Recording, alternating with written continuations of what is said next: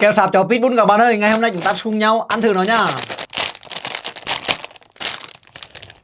Đây các bạn ơi, đây là kèo sạp hình chó Pitbull nhá. Nhìn nó y chang một con chó con đang ngủ các bạn ạ. Vẫn biết nó là kèo sạp nhưng mà mình vẫn có cảm giác hơi ghê ghê các bạn ạ. Mời tất cả mọi người thưởng thức chó Pitbull nhá. Chúng ta bắt đầu với hai chân trước đi các bạn nhá.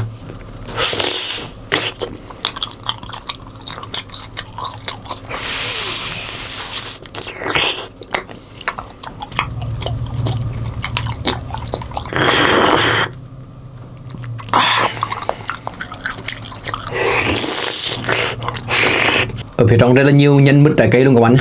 Like và đăng ký kênh để ủng hộ cho mình nha.